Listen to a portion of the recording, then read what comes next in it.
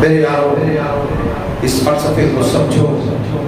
خدا کی قسم اس فلسفے کو سمجھنے کی بہت ضرورت ہے۔ ہم سمجھتے ہیں کہ ہمارا پیٹ بھرا ہے، سب ہم جانتے ہیں، زمینی سطح پر کام کرنے والا جانتا ہے۔ ہم جانتے ہیں کہ ایک ایک بیواؤں کے گھروں میں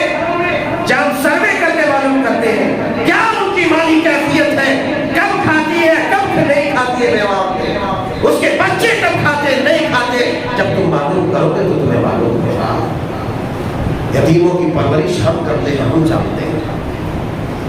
اللہ تعالیٰ نے جو توفیق دی ہے بیواؤں کی خبرگیری کرنے کی، ہم کرتے ہم جانتے، لیکن دنیا یہ سمجھتی ہے کہ یہ لوگ مال اکٹھا کر کے عیش کرتے ہیں، مزے مارتے ہیں، لیکن یاد رکھو قیامت کا وہ سما ہوگا، وہ منظر ہوگا، رب تعالیٰ کی عدالت لگی ہوگی۔ اللہ اکبر کبیرہ، اس وقت تمام بھید کھول کر آئیں گے، تمام بھید سامنے آئے گا۔ دنیا یہ سمجھتی تھی کہ یہ کھاتا ہے قوم کا پیسہ، یہ لوٹتا ہے قوم کا پیسہ، لیکن یاد رکھو آج ہم بھیک مانگتے ہیں، جو آوازیں لگاتے ہیں مہینے میں 100 روپے دو، 200 روپے دو، 500 روپے دو، 50 روپے دو، 10 روپے دو، جو مال ہے وہ دو، ہم صدا لگاتے ہیں تو دنیا سمجھتی ہے یہ باولا، یہ پاگل ہو گیا ہے، یہ کیوں بن رہا ہے، کیوں پکار رہا ہے۔ لیکن یاد رکھو یومئذ تعرضون لا تخفی منکم خافیہ، جس دن کوئی بھید کوئی راز نہیں رہے گا۔ یومئذ یصدر الناس اشتاتا لیروا اعمالهم، اس دن تمام گروہ تمام انسان اپنے اعمال کو دیکھ لے گا، تمام بھید کھل کے آ جائیں گے ساری دنیا کے سامنے۔ وہ جو دنیا کہتی تھی عیش کرنے والا یہ ملا تھا، عیش کرنے والا یہ مولوی تھا، لوگوں کا مال لوٹ کر کھاتا تھا، سب کے سامنے وہ فائل کھل جائیں گے، تب شرمسار ہو کر کے ان کی نگاہیں نیچے ہو جائیں گے۔ خاشعۃ ابصارہم ترہقہم ذلہ، ذلت و رسوائی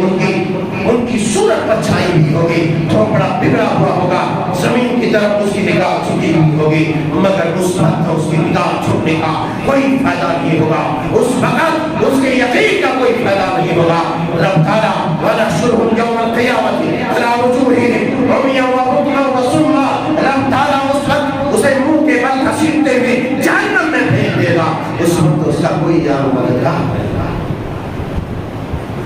دنیا سمجھتی ہے کہ عیش کرنے والے ہیں، نہیں، قوم کی ہمدردی پیدا کرو، اپنے مال کو صحیح مقام پر خرچ کرو، اپنے مال پر۔ جو لوگ صرف اپنے 3 بچے اور بیویوں میں پریشان رہتے ہیں ان کو کتنا پریشان رہنا چاہیے، جن کے یہاں 50 بچے ہو، جو قوم کا سرمایہ ہو، قوم کا اساس ہو، قوم کا محافظ ہو، ایمان کا محافظ تیار ہو رہا ہو، جو تمہارے صدقے کا، تمہارے عطیے کا، تمہارے مال کا حصہ جن کے یہاں جانا چاہیے آج نہیں جا رہا ہے،